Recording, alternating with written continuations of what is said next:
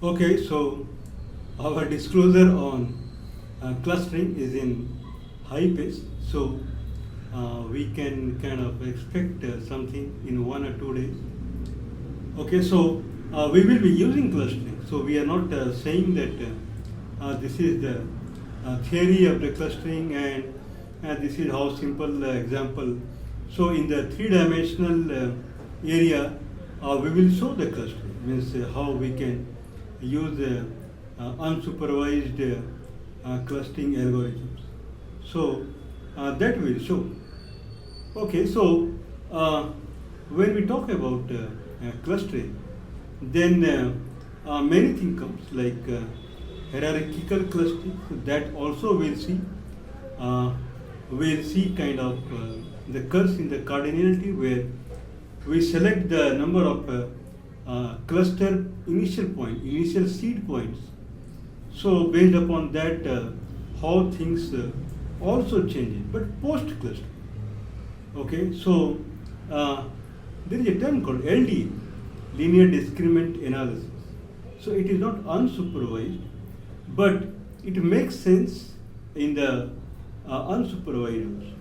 Like if we have classes, and then generally what we see is that the data, what we see, we think of it is a cluster, and then we try to find out the mean, the centroid in the cluster, and then we decide upon the cluster. So that is what generally we do through the k-mean algorithm and so and so.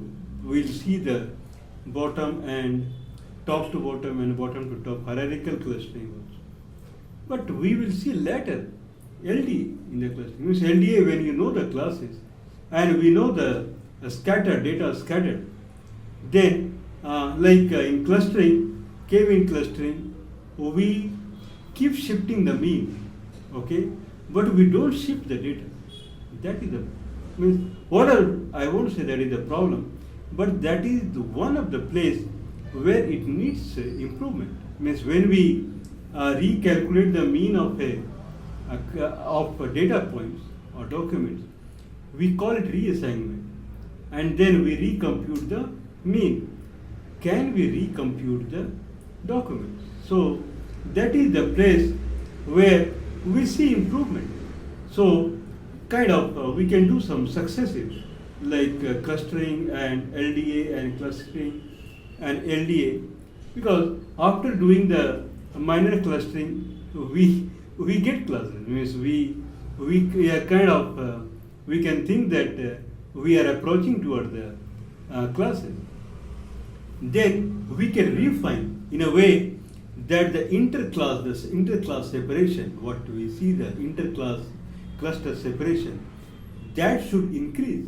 So it means that we would change the documents, and then intra-class inside the class, okay, interclass separation should increase, and intra-class inside the class separation should decrease. So if we apply some kind of equation in the data points, or I would say some kind of transformation matrix in the data point, then data point changes. If data point changes, then intra-class,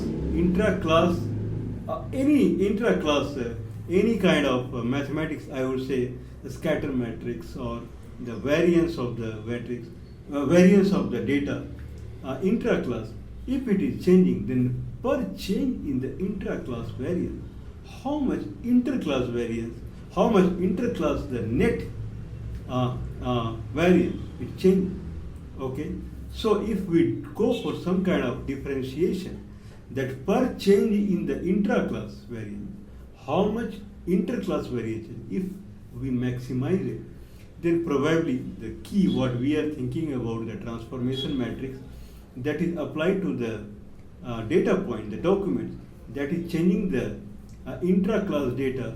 So how much, if inter-class by intra-class differentiation we get the maximization, then for the inter-class the key what we are thinking about the transformational transformation matrix that we can calculate. If we calculate, then we can really do the separation and our clusters would be better.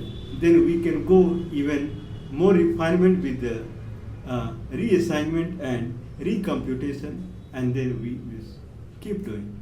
So these are the things that we can think for the final refinement. But anyway, as promised, so right now in the disclosure we are kind of thinking about pictures, how it is useful when we think about the K-mean clustering. All our examples are unique, but later we will apply it to 3D also. So this thing, LDA, applying LDA in the unsupervised learning through the K-mean, so that will